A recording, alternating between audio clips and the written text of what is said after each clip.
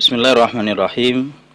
Alhamdulillahi wa kafa wa sallallahu wa sallam wa baraka ala nabiyina Mustafa wa ala alihi wa ashabihi al-mustakmilina syarafa amma ba'd. Ahlan wa sahlan wa marhaban asatidah sekalian dari DPW dan DPD. Alhamdulillah pada kesempatan yang berbahagia ini kita akan saling mengingatkan, ya, akan saling menyegarkan maklumat. Karena saya sangat menyadari apa yang akan kami sampaikan ini ya sudah diketahui oleh para asatidah sekalian. Sisa hanya menyegarkan kembali apa yang kita telah ketahui sebelumnya. Ya. Di mana pada kesempatan yang berbahagia ini, sebagaimana yang diamanahkan kepada kami, materi berkaitan dengan fikih dan imam. Ya, kalau di rundown itu tulisnya seperti itu ya, fikih dan imam. Berarti kalau fikih khutbah maksud saya, fikih khutbah dan imam. Kalau kita melihat judul ini berarti ada berkaitan dengan khutbah, ada berkaitan dengan imam.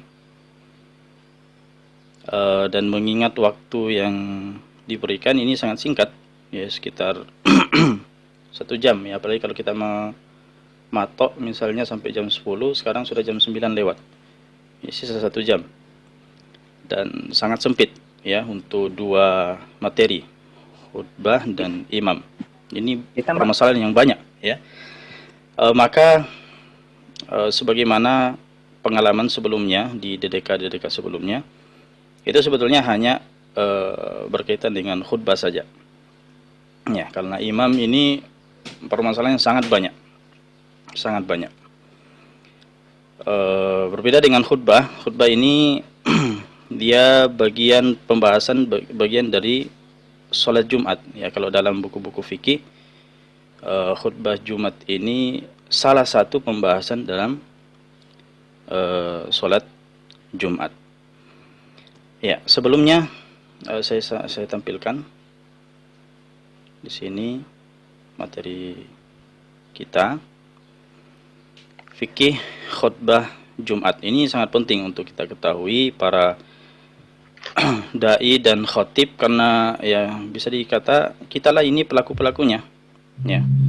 Kitalah yang menjadi garda terdepan untuk kelancaran salah satu kewajiban kita, yaitu sholat Jumat. Ya. Sholat Jumat saya kira kita tidak ada perbedaan bahwa hukumnya itu wajib, dan wajib di sini bukan wajib kifayah ya, dia adalah wajib ain, wajib yang setiap person yang memenuhi syarat wajib ya.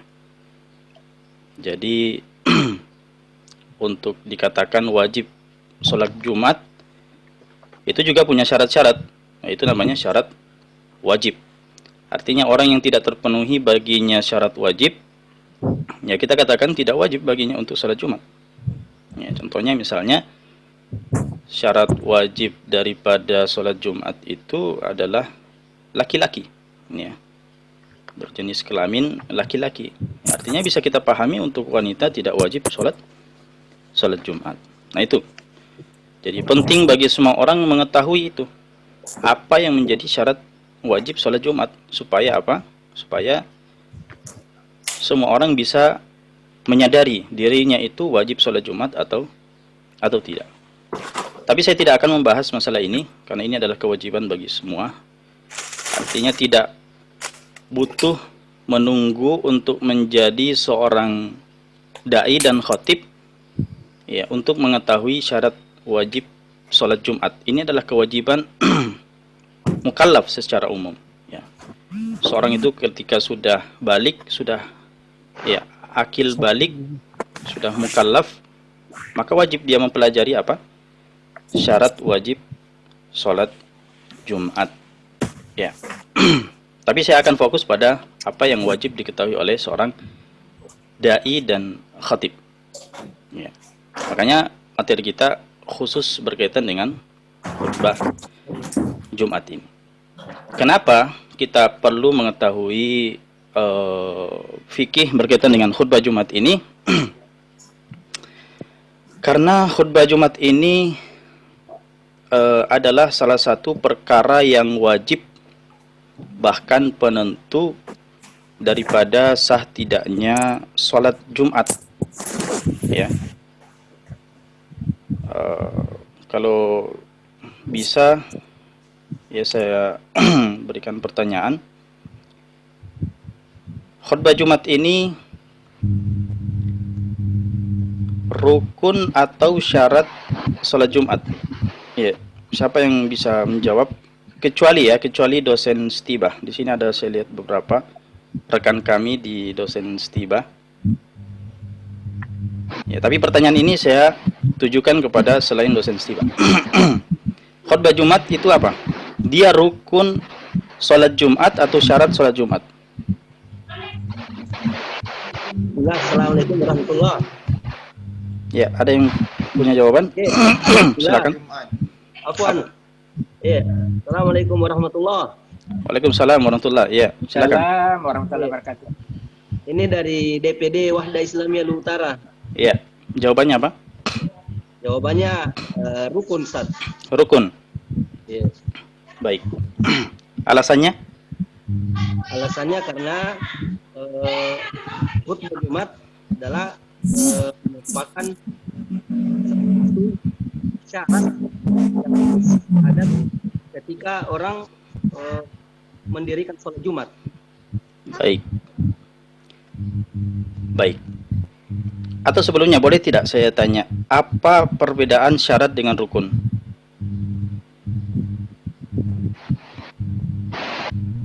Kenapa memilih rukun?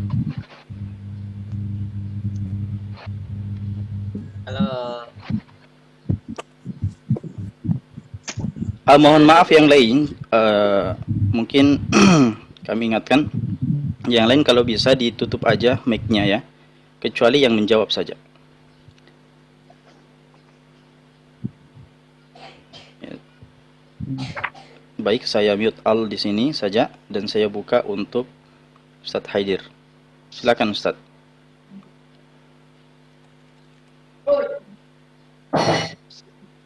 Ustadz Haidir,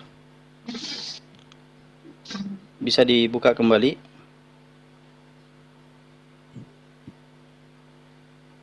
Mana tadi Ustadz Haidir? Saya tidak lihat lagi di sini.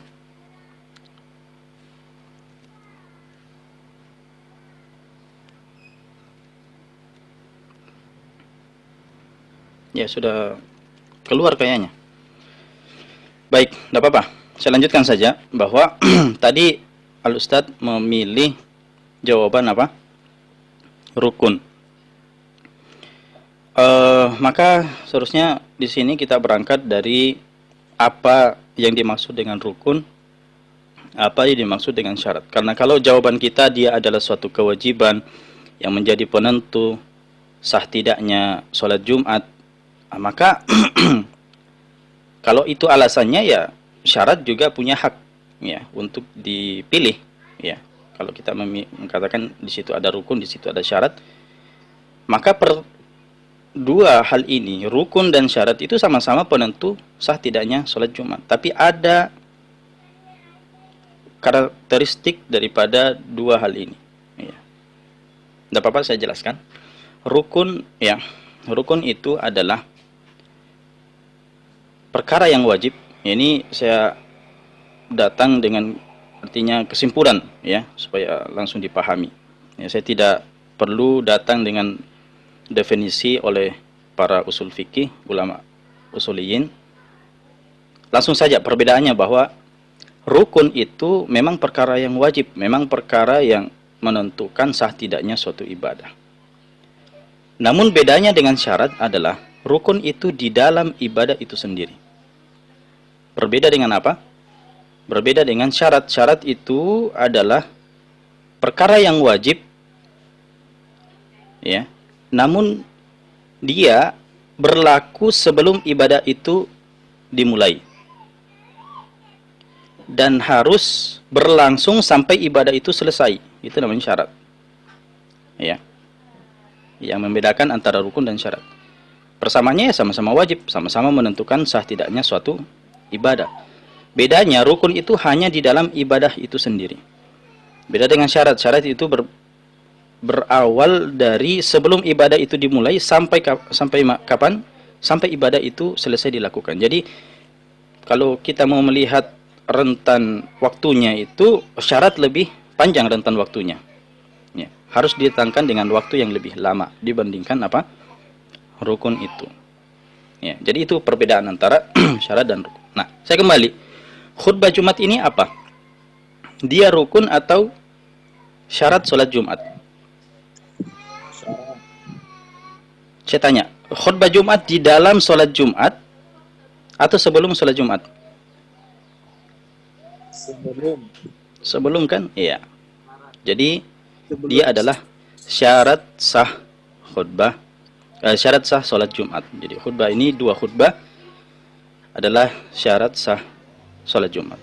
Artinya sholat Jumat didirikan tanpa adanya khutbah itu tidak sah. Atau sholat Jumat didirikan tanpa memperhatikan khutbah Jumat, apakah khutbah Jumatnya itu sah atau tidak, ya maka implikasinya adalah sholat Jumat itu tidak sah. Ya, makanya di sini pentingnya kita para dai, para khatib untuk benar-benar mengetahui fikih khutbah Jumat ini.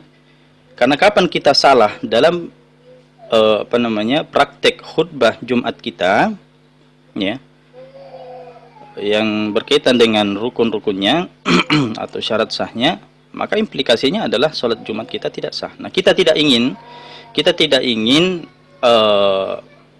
status kita sebagai dai atau khatib, yaitu kemudian menjadi penyebab sholat Jumatnya suatu jamaah, satu daerah tertentu itu tidak sah disebabkan karena ketidaktahuan kita tentang fikih khutbah Jumat ini. Nah, di sini sangat penting, ya. Baik.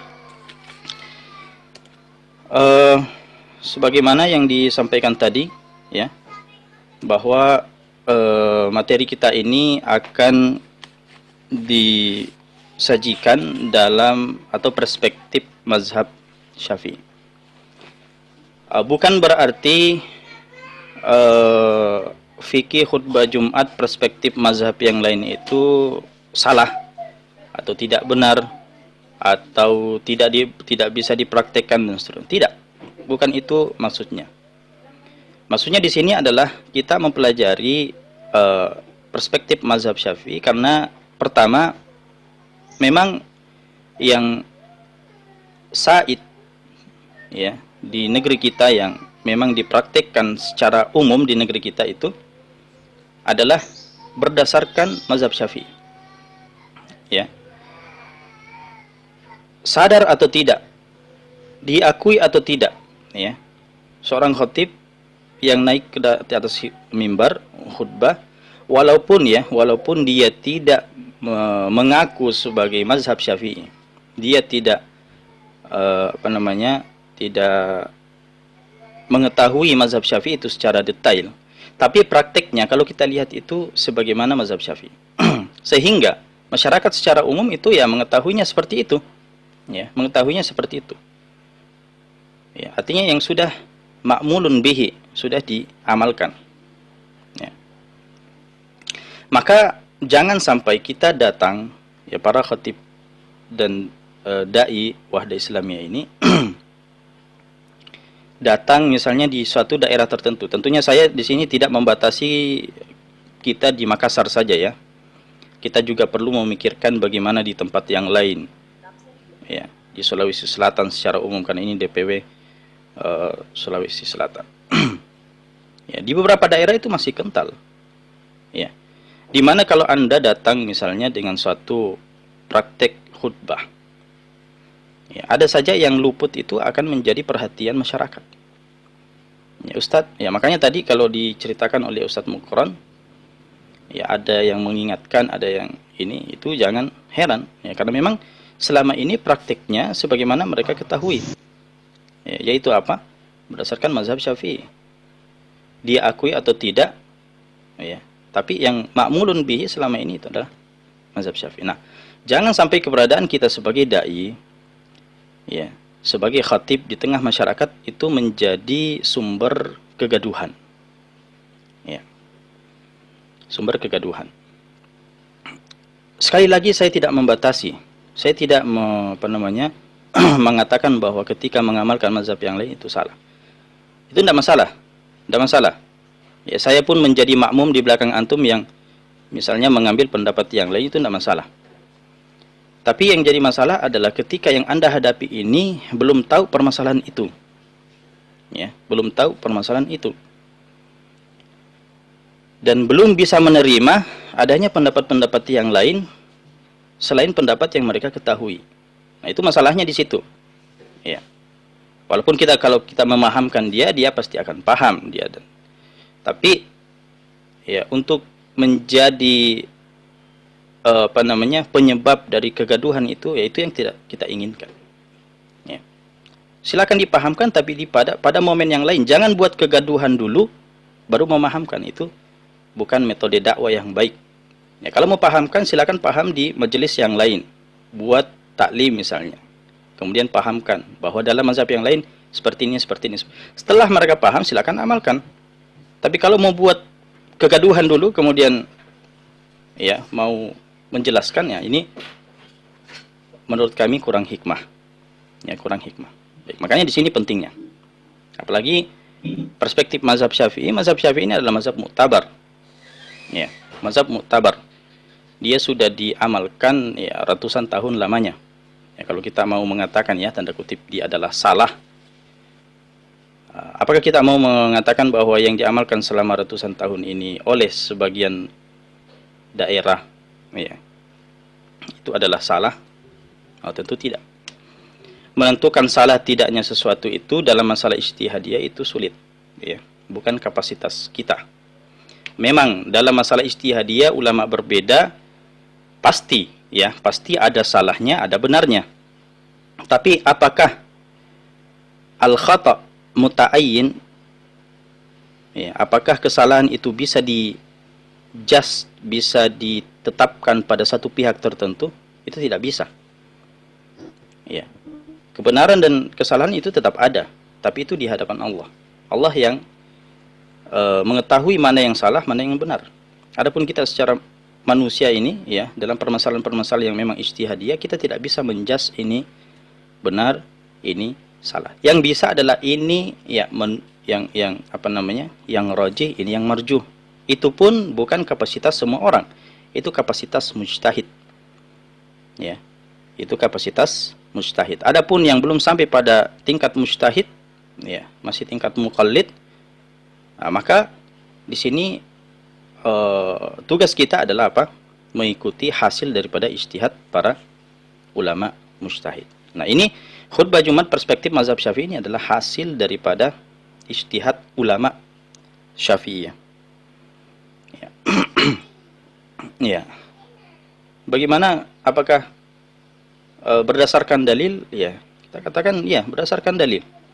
Mustahil ulama yang sampai pada taraf mujtahid berpendapat, ya, berargumen tanpa dalil. Ya, menurut saya itu, kalau ada yang berpikiran seperti itu, ya, kalau saya pribadi memandang itu adalah pikiran, ya, mohon maaf, pikiran kotor. Ketika menilai ulama tertentu itu berkata, berpendapat, berargumen tanpa dalil. Ya, hanya saja mungkin selama ini dalil menurut kita itu hanya Al-Quran dan Sunnah. Tidak. Dalil itu ada yang disepakati, ada yang diperselisihkan, ada yang muttafaq alaih, ada yang mukhtalafun fihi. Dan dalil tidak terbatas pada Al-Quran dan Sunnah. Mungkin yang Anda maksud adalah nas, ya, kalau nas Al-Quran dan Sunnah. Tapi dalil tidak hanya Al-Quran dan Sunnah. Di situ ada ijma', di situ ada qiyas. Nah, ini yang disepakati oleh ulama. Belum lagi yang diperselisihkan oleh para ulama. Ya. Aqwalus sahaba, syar'u man qablana, itu semua dari dalil yang mukhtalafun fihi. Ya, jadi seharusnya kita memandang dalil seperti itu, tidak sempit memandang dalil itu hanya pada Al-Quran dan sunnah. Kalau nas, iya, itu nas. Ya. Tapi kalau dalil lebih luas daripada nas. Nah, ini penting saya utarakan sebagai alasan kenapa materi kita perspektif mazhab Syafi'i. Ya, artinya ya karena kebetulan saja ya, saya yang diamanahkan untuk menjelaskan permasalahan ini ya, apa yang saya ketahui itu yang saya sampaikan. Ya, saya ketahui berdasarkan mazhab Syafi'i itu yang saya sampaikan. Tapi saya tidak menutup kemungkinan, ya, saya tidak menutup mata bahwa di sana ada khilaf. Ya, kalau sekiranya Departemen Dakwah mengundang ustadz yang lain menjelaskan sesuai dengan apa yang dia yakini, ya, itu sah-sah saja, tidak masalah. Ya. Baik, kita lanjutkan. Jadi sebagaimana tadi saya jelaskan di sholat Jumat, ya, sholat Jumat itu ada rukun, ada syarat sah, ada sunnah-sunnah. Maka begitu juga dengan khutbah Jumat. Jadi khutbah Jumat yang tadi kita katakan dia adalah syarat sah. Kita juga harus merinci bahwa khutbah Jumat ini terdiri daripada rukun, terdiri dari syarat sah, dan terdiri dari sunnah-sunnah. Kalau berbicara tentang penentu sah tidaknya khutbah Jumat, maka kita lihat ini, ya. Di sini ada rukun, di sini ada syarat sah. Dua inilah yang menjadi penentu khutbah Jumat kita sah atau tidak. Ya.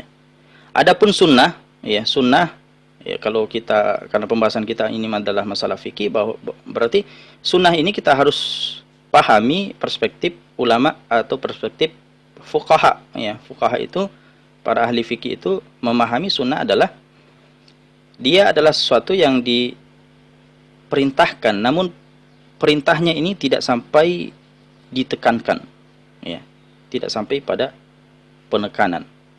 Nah, maka sunnah ini diamalkan mendapat pahala, ditinggalkan tidak mendapat dosa. Itu makanya penting kita ketika memahami suatu istilah, kita harus melihatnya dalam perspektif siapa.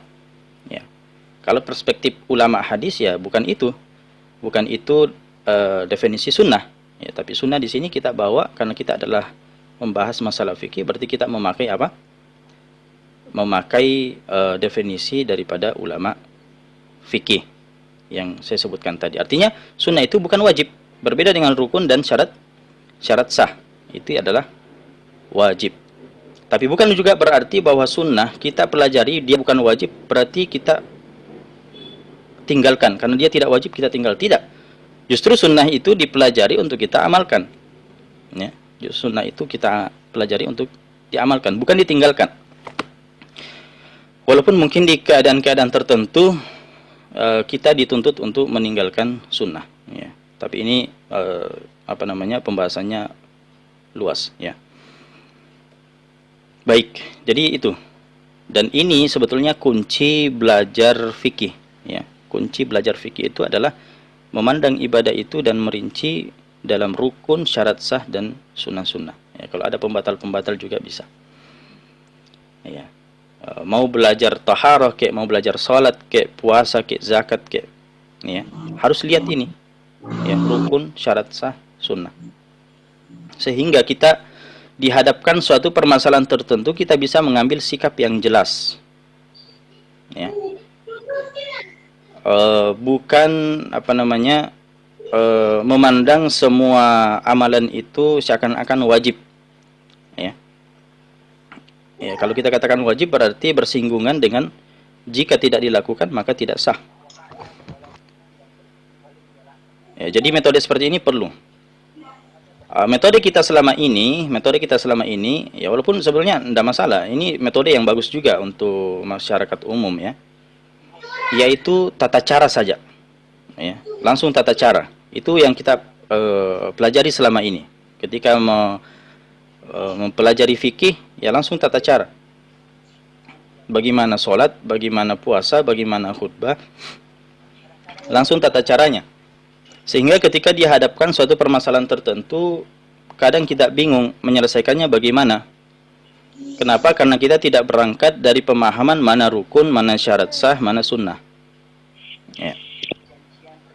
Nah, dalam menentukan mana rukun, mana syarat sah, mana sunnah ini, kita harus memakai standar tertentu. Nah, disinilah fungsinya mazhab.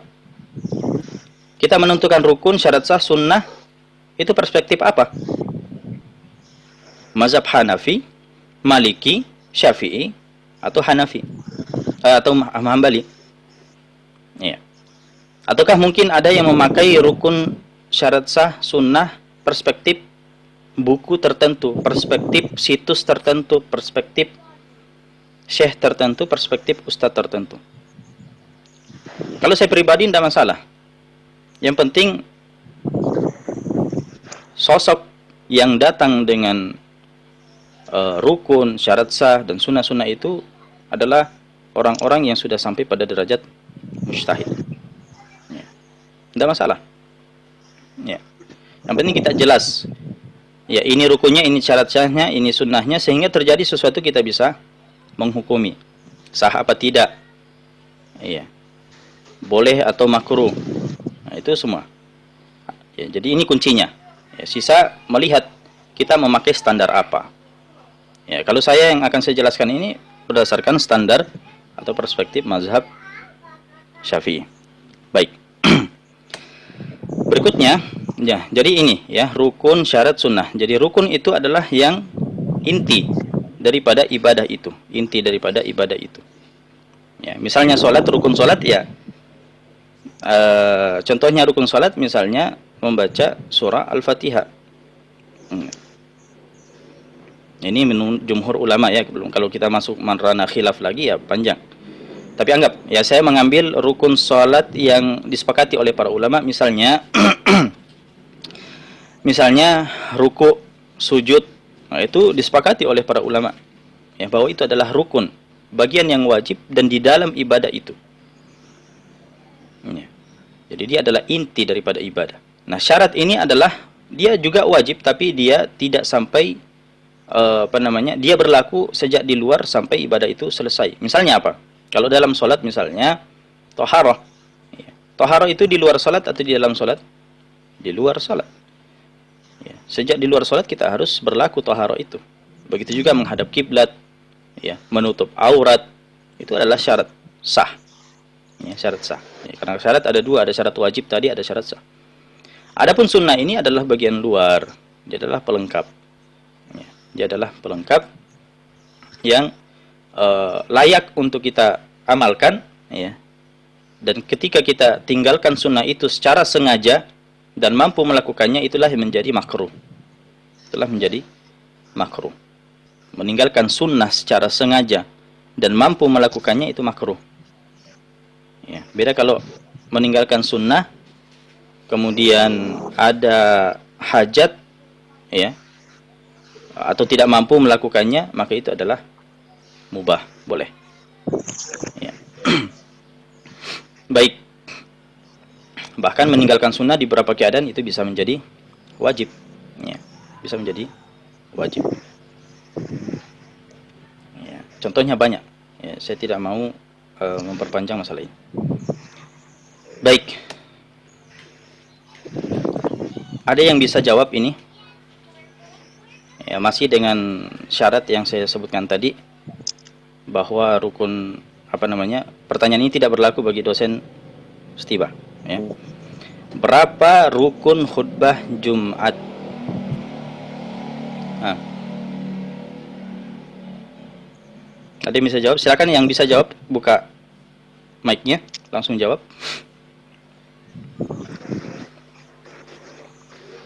Silakan.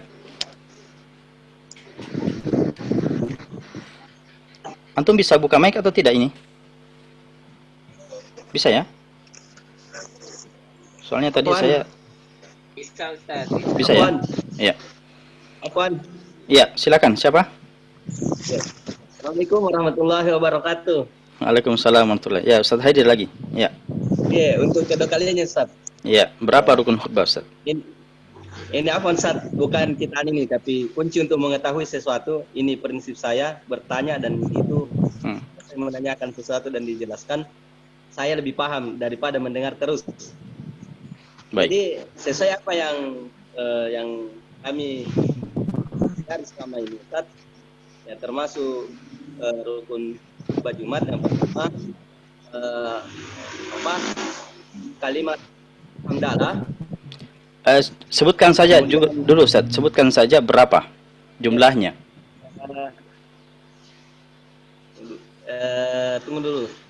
Adalah himbauan takwa dan salawat 3. 3. Iya, 3. Dengan isi khutbah sendiri. 4 dengan isi khutbah sendiri.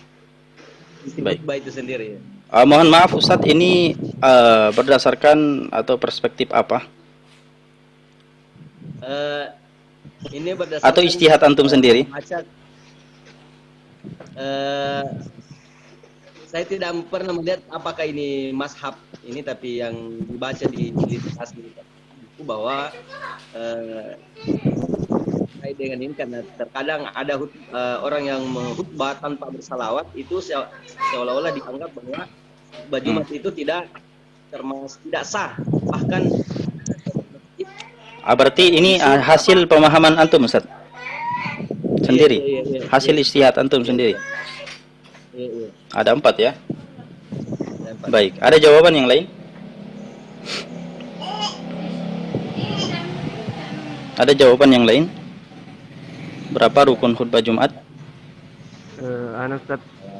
Tentunya saya tahu rukun khutbah Jumat ini berbeda-beda, ada khilaf di situ ya. Cuma makanya saya tanya, ini perspektif mazhab apa? Saya sekedar mau mengukur ya kemampuan para dai, bukan mengetes ya kemampuan asatidah semua, tapi sebagai seorang dai dan khotib ya, apalagi seorang khotib yang punya jadwal, itu harus sudah tahu ini sebelum dia naik mimbar. Ya, silakan Ustaz, siapa?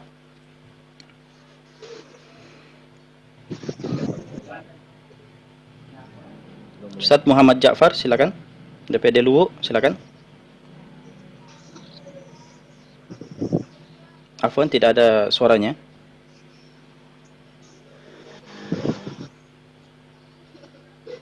Mungkin ada gangguan di mic.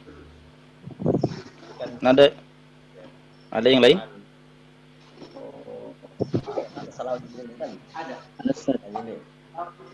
Baik, saya lanjutkan saja ya. Ustaz Abdurrahman, Pare-Pare, silakan. Ustaz. Dari mana Pak? Berapa rukun khutbah Jumat? 6 Ustaz. 6. Taib, ini perspektif apa Ustaz? Ada mazhab tertentu yang antum jadikan pegangan, atau ustadz tertentu, atau syekh tertentu, atau buku tertentu, atau situs tertentu? Ya, mungkin bacaan tertentu Ustaz. Ya? Buku tertentu. Buku tertentu. Buku apa itu kalau saya bisa tahu? Penulisnya mungkin.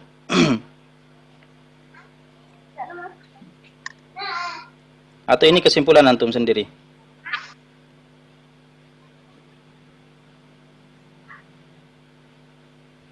Ya. Baik. Ya, saya lanjut saja karena waktu terus berlalu. Untuk berapa jumlah rukun khutbah Jumat ini, memang ulama berbeda-beda di sini. Ya, perspektif mazhab apa? Tapi kalau sebagaimana materi kita ya, kalau menurut mazhab Syafi'i itu rukun khutbah ada 5. Ya. Rukun khutbah ada 5. 5 perkara yang harus ada di dalam khutbah Jumat itu sendiri. Jika tidak ada, luput, baik sengaja atau tidak, maka konsekuensinya adalah khutbah Jumat tidak sah. Khutbah Jumat tidak sah, sholat Jumat tidak sah. Ya. Itu konsekuensinya. Makanya sangat fatal kalau seorang dai naik ke atas mimbar dan tidak berangkat dengan rukun khutbah yang jelas. Ya. Saya tidak memaksakan mazhab Syafi'i, tapi antum harus naik ke di atas mimbar membawa rukun khutbah yang jelas sebagai standar daripada khutbah antum sah atau tidak. Ya. Jangan asal naik begitu saja tidak tahu mana rukun khutbah. Makanya saya pernah ya sedikit menggelitik ya. Ada meme yang tersebar bahwa tidak layak untuk menjadi khatib Jumat seseorang yang tidak tahu Al-Quran dan Sunnah. Itu tulisan meme itu. Jadi tidak layak naik ke atas mimbar sebagai khatib Jumat kalau tidak tahu Al-Quran dan Sunnah. Iya, secara umum benar. Tapi kalau itu menjadi ukuran, tidak ada yang layak untuk naik mimbar. Siapa kira-kira yang sudah paham semua Al-Quran dan Sunnah?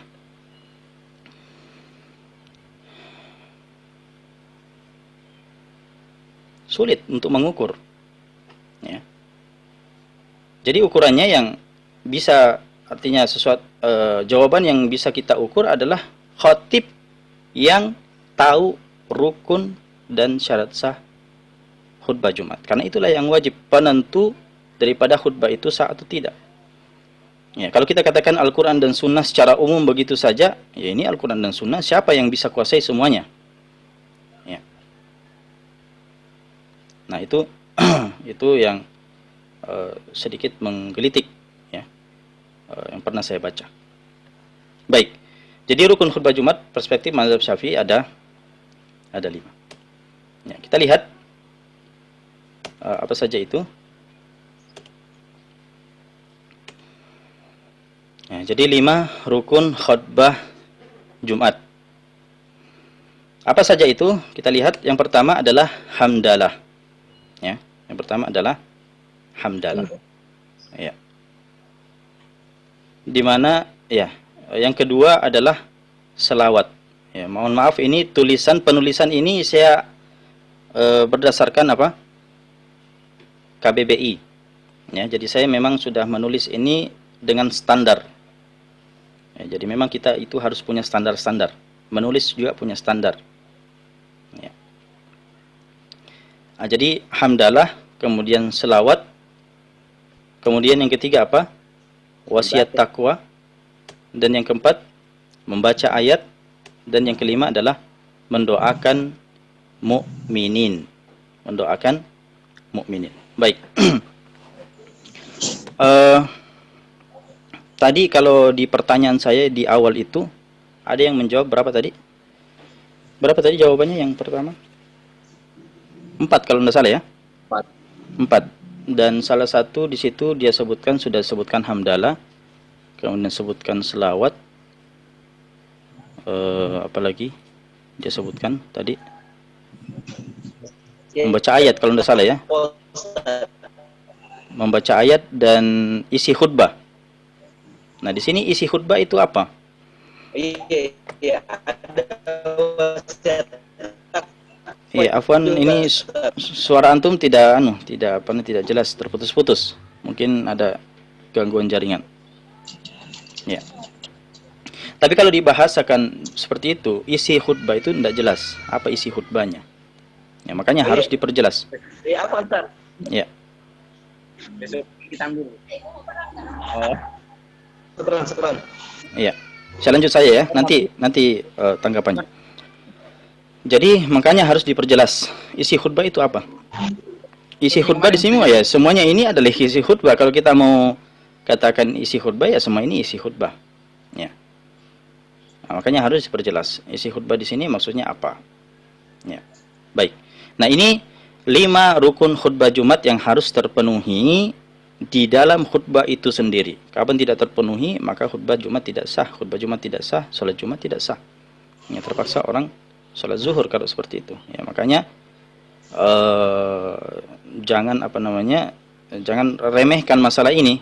Ya, apalagi kalau kita memang di lingkungan yang sudah bertahun-tahun lamanya ini yang diamalkan. Ya, kemudian kita datang dengan pendapat yang berbeda dipahami oleh masyarakat sehingga membuat gaduh. Nah, ini yang kita tidak inginkan. Ya. Baik. Dari 5 rukun khutbah Jumat ini kita akan rinci, kita akan dalami ya, karena setiap rukun ini ya, hamdalah, selawat, wasiat takwa, membaca ayat, mendoakan mukminin, ini punya syarat masing-masing.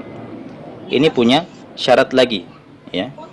Jadi kapan hamdalah itu, bagaimana hamdalah itu, ya, apa saja syaratnya. Begitu juga dengan selawat, apa itu selawat, apa syaratnya sampai selawat itu dikatakan sah, apa wasiat takwa itu, apa syaratnya sampai wasiat takwa itu dikatakan sah, dan seterusnya. Itu harus kita tahu, bukan secara umum saja seperti ini. Ya, mungkin selama ini kita sudah pahami secara umum, ya, 5 ini, tapi bagaimana hamdalah itu, bagaimana selawat itu, apa syarat sahnya, dan seterusnya, mungkin ini perlu untuk kita sebutkan. Iya. Ini perlu saya tutup lagi ini mic-nya. Oke, Kak, begini pele. Bisa kita bongkar nanti sore pele. Saya peringkat memang mungkin, kita bongkar nanti sore. Tapi ini Taib.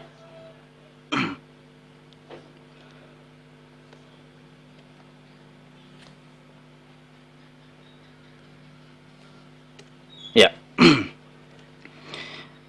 Saya mulai dari syarat daripada atau rukun yang pertama, hamdalah, ya. Rukun yang pertama adalah hamdalah. Apa saja syarat? Sebelumnya, afwan, ini kita sampai jam berapa? Kalau di rondanya itu kan sampai jam 10. Karena tadi 10. terlambat mulainya tadi, saya lihat. Bisa ditambah sampai 10.30, Ustaz. 10.30, baik. Ya. Baik. Hamdalah, kita mulai dari hamdalah. Kapan hamdalah itu dikatakan sah? Apa yang menjadi syarat sah daripada hamdalah ini? Nah, kita lihat syarat-syaratnya. Yang pertama adalah dia berasal dari lafaz alhamd, ya, atau turunannya. Jadi hamdalah itu adalah alhamdu atau turunannya. Ya, kan alhamdu ini adalah bentuk puji-pujian, bentuk kesyukuran kita. Tapi apakah bisa diwakili dengan kata yang lain? Ya, lafaz syukur misalnya. Misalnya ada yang mengatakan Ashkurullaha jalla wa ala. Apakah boleh seperti itu? Tidak. Pokoknya harus berasal dari kata alhamdu atau turunannya. Ya, banyak turunannya alhamdu ini. Bukan asyukru. Kenapa? Karena asyukru ini itu levelnya lebih di bawah daripada alhamdu. Alhamdu itu memang bentuk kesyukuran kepada Allah Subhanahu wa taala. Makanya kalau kita sesama manusia, ya, kita misalnya mau berterima kasih kepada seseorang yang berbuat baik kepada kita, ya kita mengatakan asykuruk, ya. Asykuruk. Bukan ahmaduk. Ya, karena alhamdu ini levelnya lebih tinggi. Ya. Ketika kita memuji Allah, kita mengatakan alhamdulillah. Ya. Asyukrulillah juga bisa. Asyukrulillah, asykurullaha jalla wa ala. Itu bisa, tapi untuk hamdalah ini tidak bisa diwakili dengan sesuatu yang di bawah levelnya. Ya. Jadi memang harus hamdalah dan yang setara dengannya, atau yang yang menjadi turunan daripada alhamdu itu. Misalnya apa? Misalnya innal hamdalillah ahmadullah ana hamidun lillah. Itu semua ini turunan-turunan daripada apa? Alhamdu. Ya, innal hamdalillah ahmadullah ana hamidun lillah.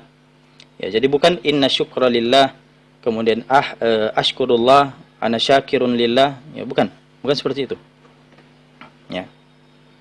Nah, saya kira ini tidak ada juga di antara kita yang mengamalkan selain daripada alhamdu. Ya, saya kira semua kita sudah pernah datang dengan sigat alhamdu ini.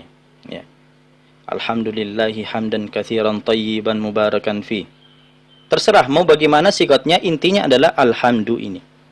Ya. Innal hamdalillah ahmadullah ana hamidun lillah. Ya. Baik. Itu syarat yang pertama.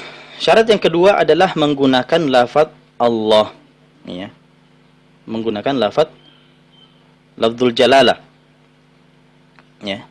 Karena lafzul jalalah ini adalah ismullahil a'zam, ismullahil a'zam. Makanya tidak bisa diwakili dengan asmaullah yang lainnya. Ya. Misalnya ada yang mengatakan alhamdulillahirrahman, ahmadur rahman, ana hamidur rahman. Ya, Ar-Rahman salah satu nama Allah, Ar-Rahim, Al-Ghafur, Ar-Razzaq dan seterusnya.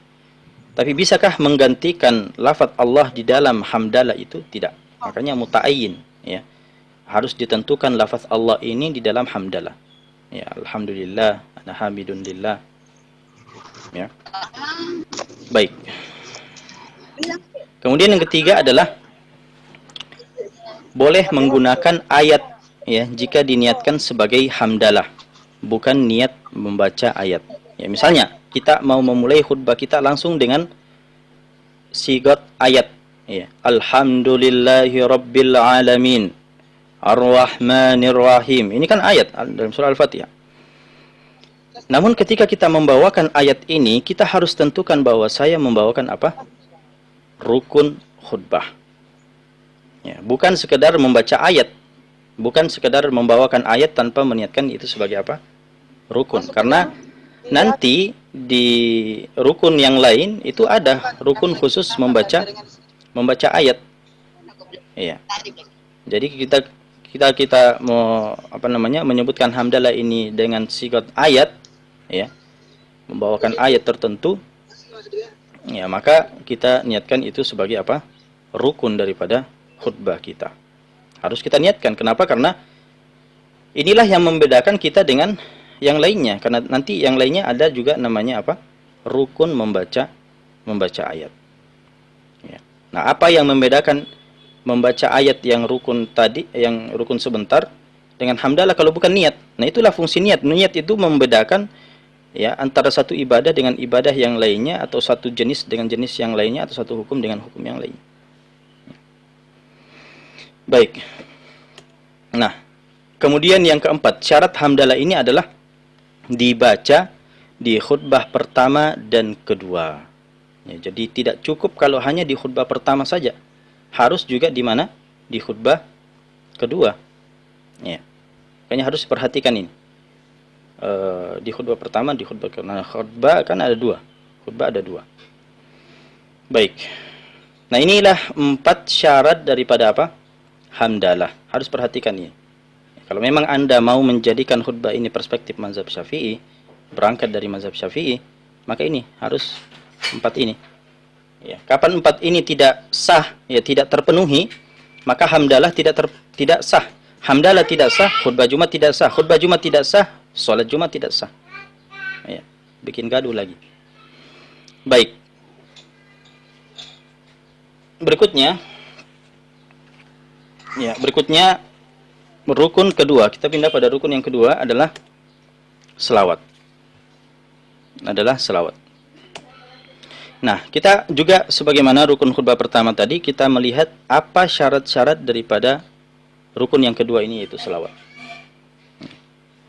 Yang pertama adalah menggunakan lafaz selawat. Ya, jadi selawat itu dia punya lafaz khusus. Ya. Bagaimana lafaznya? Di sini saya tidak berikan contoh, ya.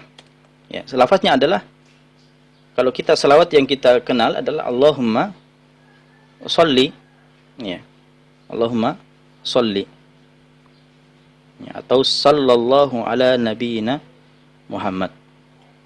Itu lafaz selawat, as-shalah. Ya. Baik, jadi bukan juga lafaz misalnya asyukru, ya, lafaz syukur, kesyukuran, atau lafaz terima kasih, atau lafaz ini juga kadang ada yang mengatakan bahwa saya sudah bersyahadat tadi, asyhadu alla ilaha illallah wa asyhadu anna muhammadar rasulullah, wa asyhadu anna muhammadar rasulullah.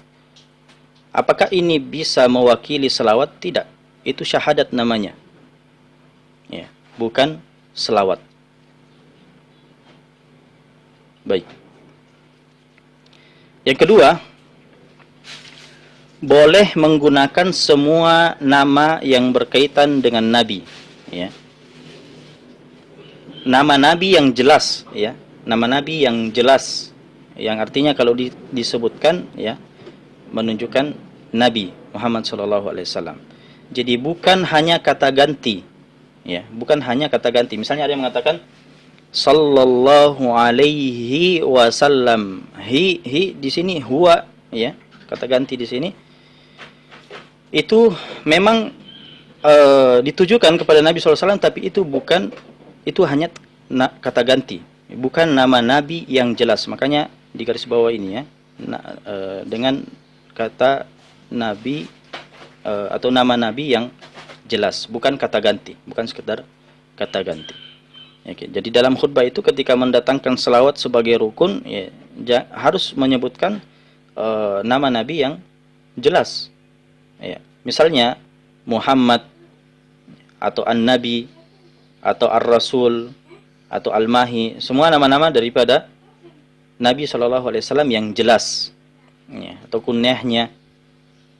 Nah, jadi Allahumma sholli ala Muhammad, Allahumma sholli ala Nabi, Allahumma sholli ala Rasul, Allahumma sholli ala Al-Mahi. Ya. Karena An-Nabi, Ar-Rasul, Al-Mahi ini, ya, itu pada dasarnya adalah kata yang disandarkan kepada Nabi SAW, bukan kata ganti huwa. Huwa ini bisa di semua orang pakai kata huwa. Ya, walaupun semua ini di bawah juga bisa dipakai oleh orang lain, tapi ini adalah kekhususan Nabi SAW. Ya, salah satu kekhususan Nabi SAW yang pada dasarnya berasal dari Nabi SAW. Ya, walaupun bisa dipakai oleh orang lain, Muhammad juga bisa dipakai oleh nama orang lain. Ya, Nabi, Rasul, bahkan ada sebagian orang yang namanya Pak Rasul, ya, Pak Nabi, Pak Mahi. Ya, apalagi kalau kunyah Abul Qasim, itu biasa dipakai oleh orang lain, tapi pada dasarnya dia asalnya dari Nabi SAW. Ya. Baik, itu yang kedua, syarat daripada selawat. Ya. Kemudian syarat yang ketiga adalah dibaca di khutbah pertama dan kedua. Ya, di khutbah pertama dan kedua. Jadi bukan cuma di khutbah pertama, juga di khutbah kedua. Ya. Kata dan di sini artinya sama-sama, ya, di pertama dan juga di kedua. Bukan atau, ya. Bukan atau. Kalau atau ya memilih, kita pilih taruh di mana, mau taruh di khutbah pertama ke atau khutbah kedua. Tapi di sini kata dan. Kata dan. Nah, ini semua saya terjemahkan dari buku-buku ulama Syafi'iyah, ya. Baik. Jadi dibaca di khutbah pertama dan kedua. Ya, jadi ini selawat. Selawat ini memang masalah khilafiyah. Saya tahu, ini masalah khilafiyah. Tapi begini, jamaah sekalian. Asatidzah sekalian yang dimuliakan oleh Allah. Walaupun ini adalah masalah khilafiyah, ya, yang dimana di dalam mazhab Hanafi, di dalam mazhab Maliki itu tidak ada selawat. Ya, selawat bukan rukun khutbah di dalam dua mazhab itu. Beda dengan Syafi'i dan Hambali. Syafi'i dan Hambali memandang itu adalah rukun. Tapi ketika Anda mendatangkan selawat, apa ruginya? Apa ruginya? Pertama, dia bukan bid'ah. Ya, siapa mengatakan bid'ah? Kalau antum mengatakan bid'ah, berarti antum secara tidak langsung mengatakan ulama Syafi'iyah, ulama Hanabilah, ya, berpendapat bid'ah. Ya. Maka mendatangkan selawat ini justru itu lebih afdol. Kenapa? Karena khurujan minal khilaf. Ya, khurujan minal khilaf. Walaupun antum misalnya tidak mendatangkan selawat, taklid misalnya terhadap mazhab Hanafi, taklid terhadap mazhab Maliki, ya. Kita katakan sah-sah saja, tidak masalah. Tapi ketika Anda mendatangkan selawat, ya, semua mazhab akan sepakat bahwa rukun khutbah antum itu terpenuhi. Ya. Mazhab Hanafi tidak akan mengatakan bahwa salat khutbah antum batal. Begitu juga dengan Maliki, mereka tidak mengatakan batal. Hanya saja tidak wajib menurut mazhab mereka. Berbeda kalau antum misalnya amalkan mazhab Hanafi, mazhab Maliki dalam masalah ini, maka Syafi'i dan Syafi'i dan Hambali akan menurut perspektif mereka ini tidak sah. Ini tidak sah. Ya, artinya antum sekarang melakukan perbuatan yang mukhtalafun fihi, diperselisihkan oleh para ulama. Ya, khutbah antum ini sekarang diperselisihkan sah atau tidak. Nah, sikap kita bagaimana seharusnya? Tentunya saya di sini, ikhwas sekalian yang dimuliakan oleh Allah, saya tidak tidak punya wewenang, tidak punya kapasitas untuk mentarjih mana yang rajih, mana yang marjuh, ya. Saya tidak berani untuk melakukan itu karena itu adalah kapasitas daripada mujtahid. Ya. Ya, kalaupun ada orang yang mengatakan ini rajih, ini marjuh, ya saya yakin dia masih memakai ijtihad yang lain, ijtihad ulama yang lain. Artinya pada dasarnya dia taklid juga mengatakan bahwa ini rajih, ini marjuh. Tapi untuk murni hasil ijtihad, ya, saya belum punya kapasitas untuk itu. Maka saya hanya bisa mengarahkan antum untuk mengamalkan mana yang disepakati oleh semua mazhab, yaitu datangkan selawat, maka antum akan mengambil sikap khuruj minal khilaf. Ya, ini kaidah yang justru ini kaidah yang dianjurkan, ya. Dianjurkan oleh para ulama bahwa al-khuruju minal khilaf mustahab. Keluar dari ranah khilaf itu adalah dianjurkan. Ya, datangkan selawat, insyaallah semua mazhab akan menerima.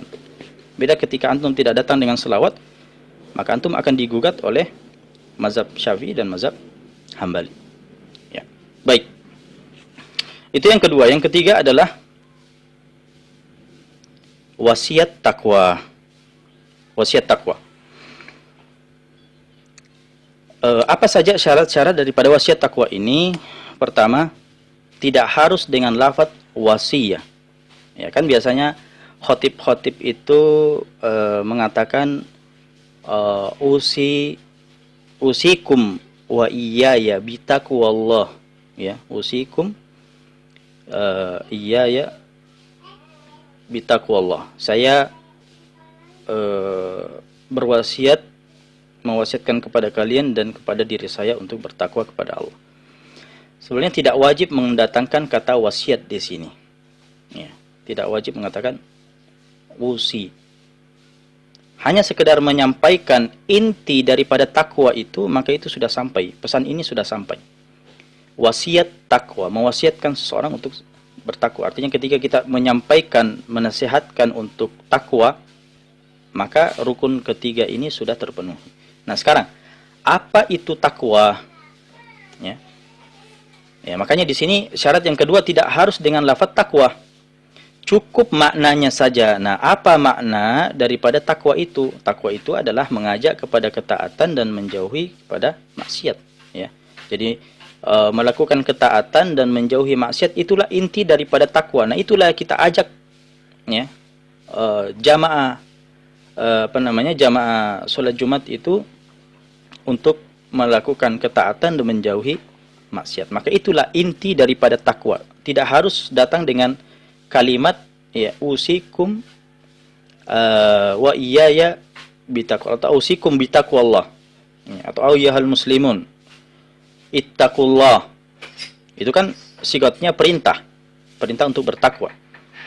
Tentunya saya tidak permasalahkan, ya, tidak apa-apa. Itu malah lebih bagus kalau misalnya datang dengan jelas seperti itu. Tapi apakah itu yang wajib di sini? Tidak. Bukan itu yang wajib di sini. Intinya adalah datang dengan apa?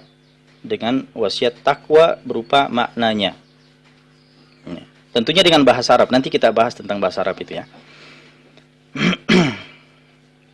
Jadi tidak harus dengan lafaz takwa. Cukup maknanya saja, mengajak kepada ketaatan. Misalnya ayyuhal muslimun atiullah, ya, atiullah ini adalah sudah perintah untuk melakukan ketaatan, ya. Atau ibtaidu istanibu al ma'asi, ya, jauhilah maksiat. Itu sudah esensi daripada takwa itu.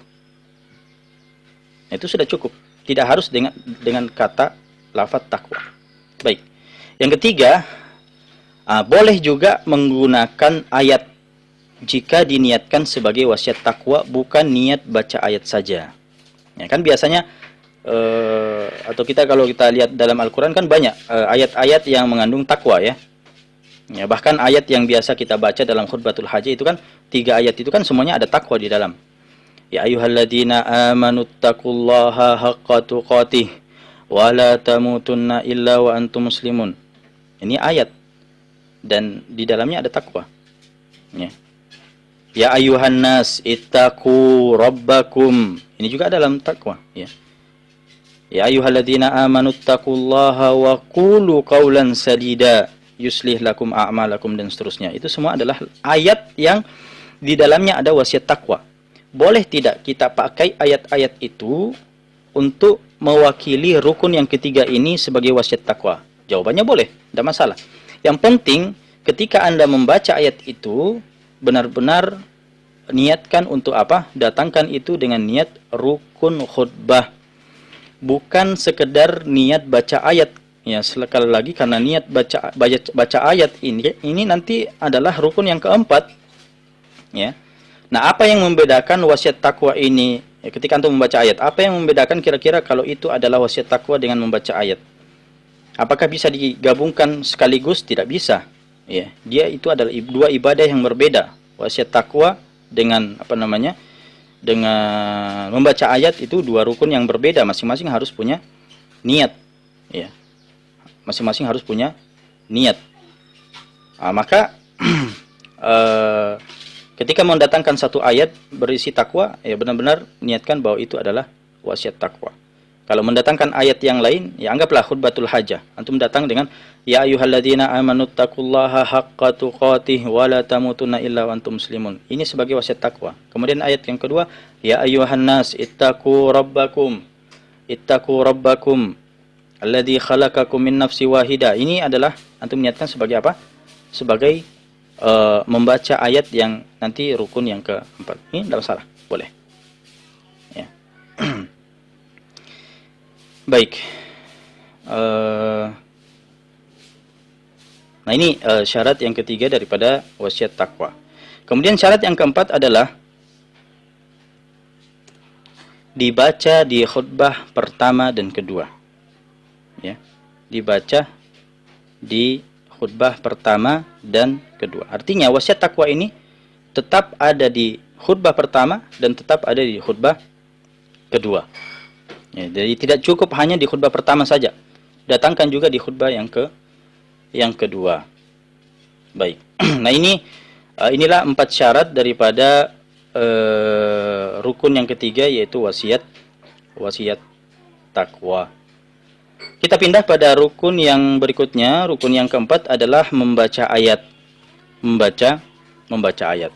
Nah, membaca ayat ini juga punya syarat-syarat. Ya. Apa saja syarat-syaratnya? Yang pertama adalah ayatnya dipahami. Itu intinya, bahwa ayat yang dibaca ini dipahami, sudah dipahami kandungannya. Ya, bukan memotong ayat sepotong ayat yang tidak dipahami. Misalnya, ya, di dalam Al-Qur'an kan ada tsumma nadhar. Ya, tsumma nadhar. Apa tsumma nadhar? Ya. Kemudian melihat. Apa maksud ayatnya ini? Nah, ini contoh daripada ayat yang tidak dipahami. Ya, potongan daripada ayat yang tidak dipahami. Ya, walaupun orang kalau misalnya dia hafal ayat itu, ya dia pahami apa sambungannya ayat ini, apa kandungannya. Tapi bukan itu maksudnya. Maksudnya adalah ketika dia disebutkan, apakah dipahami. Nah, cuma di dalam mazhab Syafi'i ada khilaf, ya, ada khilaf apakah harus satu ayat itu utuh atau boleh dipotong satu ayat itu sepotong saja ayatnya, yang penting dipahami. Nah, ini ada khilaf di dalam mazhab Syafi'i. Ya. Satu ayat utuh menurut siapa? Ibnu Hajar. Ya, Ibnu Hajar ini bukan Ibnu Hajar al-Asqalani, beliau adalah Al-Haytami. Tapi menurut Ar-Ramli itu boleh sebagian ayat saja. Sebagian artinya sepotong ayat saja. Misalnya, ya, saya kasih contoh. Ada yang membaca ayat menggunakan ayat yang populer di khutbatul hajah. Ya, misalnya, ayuhan nas ittaqu rabbakum. Ittaqu rabbakum. Apakah sampai di sini ayat itu? Tidak. Masih ada sambungannya. Alladzi khalaqakum min nafsi wahidah dan seterusnya, kan? Nah, maka menurut Ar-Ramli, ketika dipotong sampai di situ, ya ayuhan nas ittaqu rabbakum. Bertakwalah kalian kepada Rabb kalian. Ini kan sudah dipahami, sudah jelas. Ya, walaupun dia adalah potongan ayat, tapi sudah jelas dipahami adalah perintah bertakwa kepada Rabb. Maka itu sudah boleh menurut siapa? Menurut Ar-Ramli. Tapi menurut Al-Haytami tidak. Dia harus dilengkapi satu ayat itu. Ya ayuhan nas ittaqu rabbakum alladzi khalaqakum min nafsin wahidah dan seterusnya sampai akhir ayat. Nah, itu khilaf di dalam mazhab. Sekali lagi saya di sini bukan tidak ada kapasitas untuk menentukan mana pendapat yang kuat di dalam mazhab. Ya, ini dua-duanya ini mu'tamad, ya. Ya, kalau Ibnu Hajar Al-Haytami ini nilai diamalkan di Hijaz, di Yaman, di Syam. Ya, kalau menurut Ar-Ramli itulah diamalkan di Mesir. Ya. Tapi saya bisa mengarahkan mana yang lebih afdol dan ya khurujan minal khilaf, ya, keluar dari ranah khilaf adalah datang dengan satu ayat utuh. Kalau Anda datang dengan satu ayat utuh, ya, Anda tidak akan digugat juga oleh siapa? Oleh misalnya Ramli yang memandang boleh sebagian ayat, karena dia katakan boleh, tidak wajib. Ya. Tapi kalau datang dengan ayat utuh itu lebih baik, ya, itu lebih baik. Ya.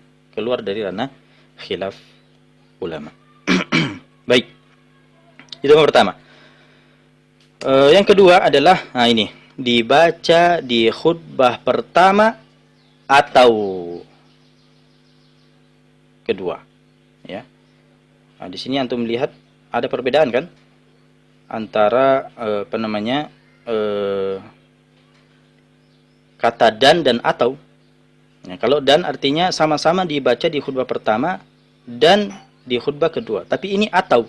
Atau artinya silakan antum memilih mau datangkan membaca ayat ini di khutbah pertama atau mau datangkan nanti di khutbah yang kedua. Silakan memilih. Ya. Jadi itu. Ya, kalau tadi misalnya rukun khutbah pertama, kedua, ketiga, hamdalah, salawat dan wasiat taqwa itu harus di khutbah pertama dan di kedua. Adapun rukun khutbah yang keempat ini boleh dipilih, ya, mau di khutbah pertama atau khutbah yang kedua. Silakan, tidak masalah. Mau datangkan sama-sama juga itu lebih baik. Ya. Antum datangkan di khutbah pertama, antum datangkan juga di khutbah kedua, boleh, tidak masalah. Ya, tidak sampai membatalkan khutbah. Baik. Nah, ini berkaitan dengan rukun yang keempat, membaca ayat. Tersisa satu daripada rukun, yaitu apa? Mendoakan mukminin. Ya, mendoakan mukminin. Ini waktu kita berapa lagi? 15. Berapa menit lagi? Kita belum tanya jawab ini. Gimana panitia? 18 menit lagi waktunya nih, Ustaz. Baik, saya singkat saja ya. Ya, mendoakan mukminin. Artinya mukminin di sini jamak daripada apa? Ini namanya jamak mudzakkar yang yang berkaitan dengan laki-laki, ya. Tapi sebetulnya sudah mewakili wanita juga di situ. Ya, sudah mewakili wanita. Makanya kalau kita mendoakan mukminin di sini, ya, tanpa menyebutkan mukminat, ya, tanpa menyebutkan mukminat, maka itu sudah sah. Itu sudah sah. Beda halnya kalau kita datang dengan mendoakan mukminat saja tanpa mukminin, tidak menyebutkan kata mukminin. Kita menyebutkan kata mukminat saja. Apakah sah? Tidak. Karena penyebutan mukminat itu tidak mewakili mukminin. Beda halnya mukminin. Kita sebutkan mukminin itu mewakili apa? Mukminat. Kata mukminin di sini juga adalah jamak, bukan mufrad, ya, bukan mufrad, bukan sendiri. Makanya kalau kita mendoakan bukan cuma doa mukmin saja. Kita harus sebutkan secara jamak, yaitu mukminin. Mukminin ini adalah orang yang beriman. Ya. Makanya tidak bisa kalau kita sekedar datang mendoakan muslimin. Ya. Karena mukminin ini mewakili muslimin. Beda dengan muslimin. Muslimin itu tidak mewakili mukminin. Ini tentunya berangkat dari apakah iman dan Islam itu sejajar atau iman itu tingkatan lebih di atas daripada sekedar muslim. Nah, itu Ini tuh sebetulnya masalah yang apa namanya, perbincangan di situ agak panjang. Baik. Nah, syarat-syaratnya adalah apa doa yang kita maksud di sini? Doa kan bisa berarti kemaslahatan akhirat, ya bisa kemaslahatan dunia. Ya. Nah, doa yang kita maksud di sini adalah doa kemaslahatan akhirat, bukan kemaslahatan dunia saja.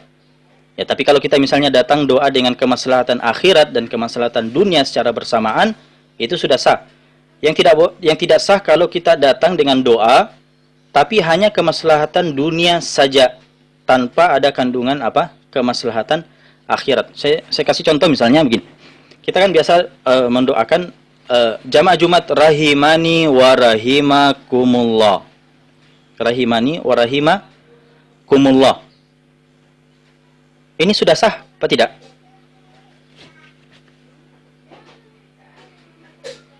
Ini sudah sah belum?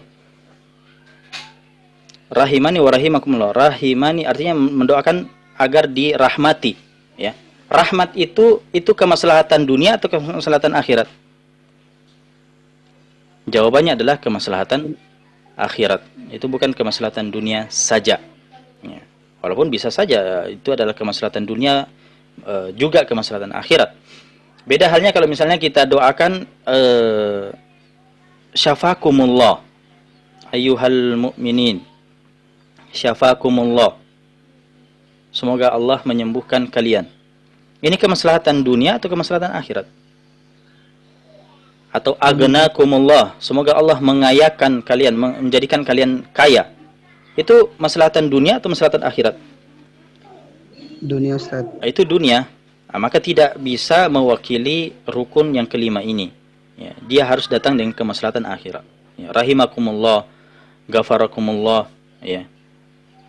Ya, Allahumma ighfir lana, Allahumma ighfir lil mu'minina wal mu'minat. Baik. Berikutnya yang kedua adalah meniatkan doa buat yang hadir dan ini double ya, dan yang tidak hadir, ya. Atau buat yang hadir saja, yang hadir di depan kita, misalnya kita mendoakan mereka saja, ya. Jamaah Jumat, ya, jamaah Jumat rahimakumullah, kita doakan mereka saja yang hadir. Apakah itu sudah cukup? Sudah cukup. Ya, tapi afdolnya apa? Kita doakan yang hadir di hadapan kita dan juga seluruh mukmin. Makanya Allahumma ighfir lil mu'minina. Ya, lil mu'minin artinya sudah mencakup yang di hadapan kita dan yang tidak ada di hadapan kita. Yang baik yang masih hidup atau yang sudah mati, itu semua sudah mencakup. Yang jelasnya statusnya seorang mukmin, maka dia sudah masuk di dalam doa itu. Baik. Jadi bukan hanya untuk diri sendiri, ya, dan bukan hanya apa yang di luar saja. Misalnya di sini yang di luar saja. Misalnya kita doakan Allahumma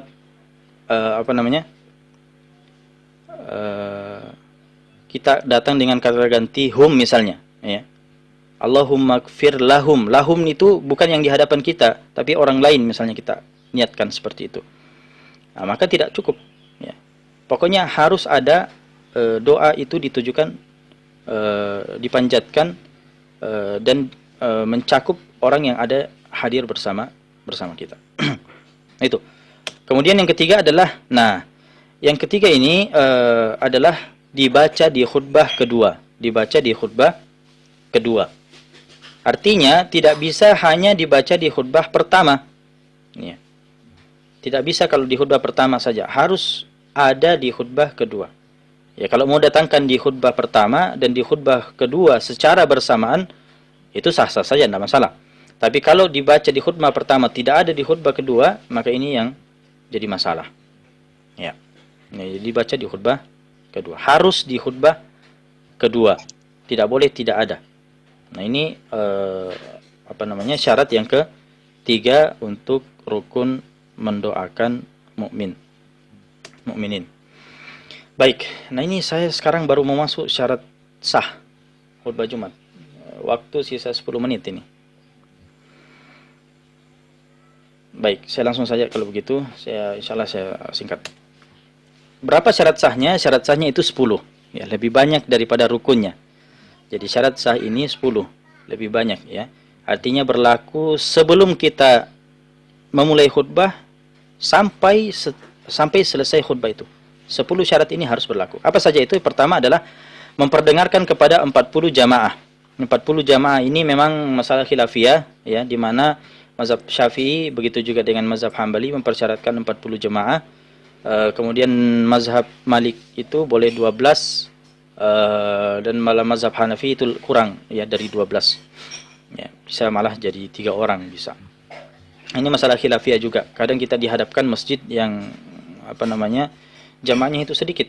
Ya, makanya sekiranya ya para para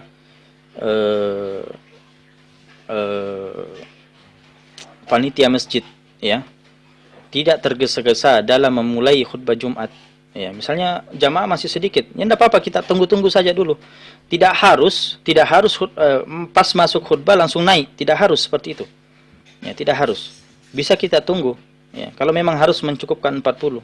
Kalau kita memang mau ngotot seperti itu ya. Tapi kalau tidak cukup 40 ya terpaksa kita taklid pada mazhab yang lain. Ya. Di dalam mazhab Syafi'i sebenarnya ada khilaf.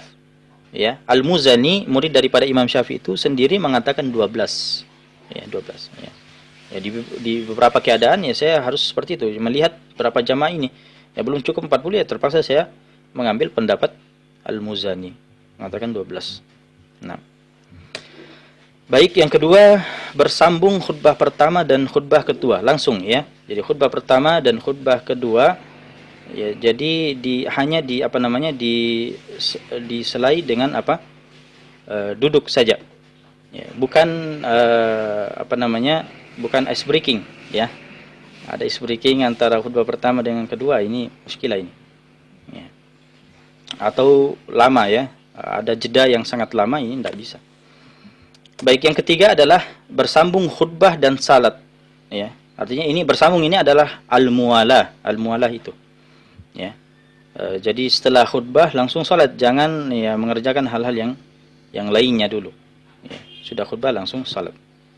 Sebaiknya yang khutbah itu juga yang jadi imam, itu sebaiknya seperti itu. Karena sebenarnya ini masalah khilafiyah juga di kalangan para ulama. Ya, dalam mazhab Syafi'i dia khutbah, dia juga yang memimpin salat. Tapi tidak wajib. Yang keempat adalah suci dari hadas kecil atau hadas besar. Ini salah satu pendapat yang cuma mazhab Syafi'i berpendapat seperti ini. Bahwa Anda harus suci dari hadas kecil atau hadas besar. Dipersyaratkan toharoh di dalam khutbah Jumat. Ya, mazhab yang lain tidak mempersyaratkan seperti ini. Yang kelima adalah suci dari najis pada baju, badan, dan tempat khutbah. Diperhatikan ya, bajunya, badannya, tempat khutbahnya, jangan sampai di situ ada menginjak misalnya kotoran, cicak dan seterusnya, itu ya najis menurut mazhab Syafi'i dan bisa mengakibatkan tidak memenuhi syarat sah ini. Ya. Yang keenam sekarang adalah berdiri jika mampu. Berdiri jika mampu. Artinya kalau tidak mampu berdiri dan tidak ada khatib yang lain yang mampu berdiri, maka ya cuma dia yang bisa jadi khatib, ya sudah, dia duduk kalau memang tidak mampu. Yang ketujuh adalah menutup aurat. Ya, menutup aurat juga dipersyaratkan dalam khutbah. Menutup aurat di sini menutup aurat dari sekeliling dan dari arah atas, dari arah sekeliling, depan, kiri, kanan, belakang, atau dari atas. Jadi aurat itu tertutup dari arah-arah itu. Adapun dari arah bawah, ya tidak wajib ditutup. Misalnya saya kasih contoh, ada pakai jubah, ada pakai sarung, tapi tidak pakai dalaman. Itu kalau dilihat dari bawah, melihat ke atas, ya kelihatan auratnya. Tapi apakah itu mengakibatkan khutbah Jumat batal atau sholat kita menjadi batal? Ini juga syarat dalam sholat ya. Apakah membatalkan? Tidak. Karena yang wajib ditutupi adalah dari arah sekeliling ya, dan dari atas. Ya. Baik, itu yang ketujuh. Yang kedelapan adalah duduk di antara dua khutbah. Duduk di antara dua khutbah. Ya. Jadi memang duduk ini adalah syarat sah. Kapan tidak duduk ya tidak sah. Beda dengan mazhab Malik ya. Mazhab Malik itu walaupun dia sambung langsung khutbah kedua tanpa duduk, itu sah. Saya ragu Malik atau Hanafi ya. Yang jelasnya ini masalah khilafiyah juga di kalangan para ulama. Yang penting antum sebagai seorang khatib naik mimbar itu sudah jelas mana yang mau dipegangi. Jangan nanti terjadi masalah baru cari pembenaran. Nah, ini jadi masalah ini dai yang seperti ini. Ya. Berani berbuat nanti tidak terjadi masalah ya, berbuat tanpa ilmu kemudian terjadi masalah baru kelabakan, mencari pembenaran.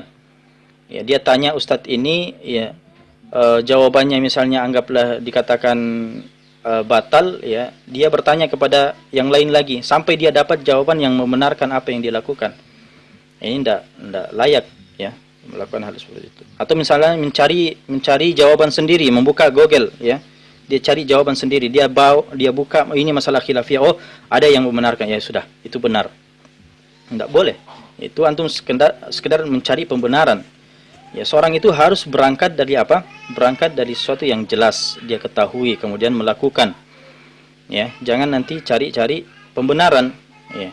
Atau paling tidak kalau memang belum ditahu kemudian terjadi dan tidak tahu menyelesaikan, langsung bertanya dan cari ya benar-benar orang yang sudah diyakini keilmuannya, diyakini ketakwaannya, kesolehannya, jawaban apapun yang diberikan sudah itulah yang dipakai. Jangan dibanding-bandingkan lagi dengan jawaban yang lain. Jangan bertanya dengan orang hanya sekedar mengetes.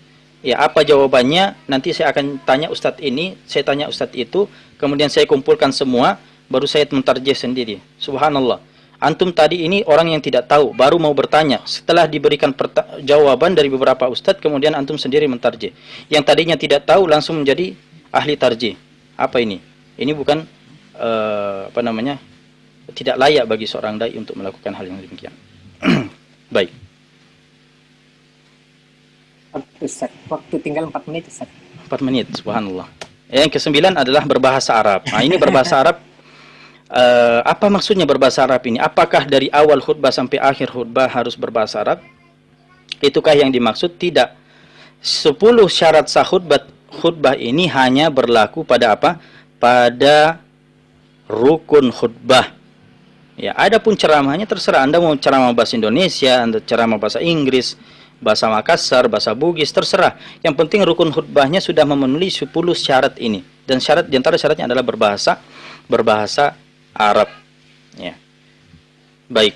Yang ke-10 dimulai setelah masuknya waktu zuhur. Jadi memang harus pastikan bahwa sudah masuk waktu zuhur. Ya, memang ini ada khilaf ya, Hambali sebelum zawal pun boleh. Ya, tapi sebagaimana dalam mazhab Syafi'i seperti ini. Baik. Nah itulah syarat apa?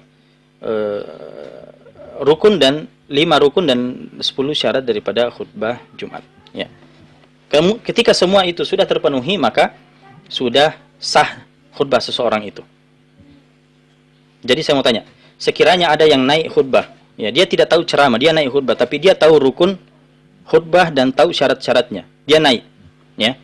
Dia langsung naik tanpa salam, ya. Langsung alhamdulillah wassalatu wassalamu ala rasulillah ittaqullah ya ayyuhalladzina amanu ittaqullaha haqqa tuqatih wa la tamutunna illa wa antum muslimun. Kemudian dia duduk. Dia naik lagi. Alhamdulillah wassalatu wassalamu ala rasulillah ittaqullah Allahumma ighfir lil mu'minin wa aqimus shalah. Sah apa tidak? Sah, Ustaz. Sah? Jawabannya sudah sah.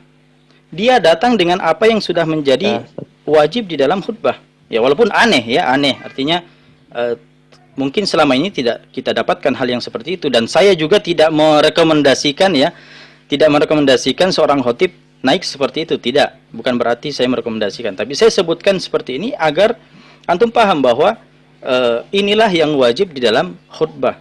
Dia tidak datang dengan sunnah sekalipun, dia tidak datang dengan selain rukun, selain syarat, ya, itu sudah sah. Karena inilah yang menentukan wajib, inilah menentukan sah tidaknya suatu khutbah. Selebihnya dia tentunya datang dengan sunnah-sunnah khutbah apa saja itu ya. Banyak sebetulnya, saya tidak sebutkan semua di sini ya. Rukun dilakukan secara tertib. Jadi rukun tadi itu tidak harus seperti itu urutannya ya. Tidak harus hamdalah dulu kemudian salat. Walaupun dia misalnya datang dengan salawat dulu kemudian hamdalah dulu, atau wasiat takwa dulu kemudian salawat dulu kemudian hamdalah, itu tidak masalah. Ya, tidak harus tertib, sunnah tertib. Ya. Kemudian menggunakan mimbar atau tempat yang tinggi ya. Kemudian salam itu sunnah juga, duduk ketika azan ya, bukan duduk antara dua khutbah, duduk antara dua khutbah tadi sudah syarat. Kemudian fasih, kemudian tidak terlalu panjang, tidak terlalu pendek ya. Kemudian tidak menoleh itu seperti ini, menoleh dengan muka ya. Itu dalam mazhab Syafi'i seperti itu. Kemudian menggunakan tongkat atau sesuatu yang bisa dipegang, misalnya pinggiran pinggiran mimbar ya. Kemudian diam, jamaah itu diam menyimak khutbah. Ini berkaitan dengan jamaah ya, karena dalam mazhab Syafi'i sunnah menyimak khutbah. Yang ribut ya itu makruh hukumnya. Ini masalah khilafiyah juga ya, Hambali wajib. Dan lain-lain banyak lagi sunnah-sunnah khutbah. Tapi saya hanya ingin fokus pada yang menjadi sebab khutbah itu sah, yaitu fokus pada rukun dan syarat. Adapun sunnah-sunnah ini saya kira banyak sunnah-sunnah yang antum bisa baca di referensi yang ada. Baik, saya kira cukup. Jazakumullahu khairan. Mohon maaf ini ya pas-pas waktunya.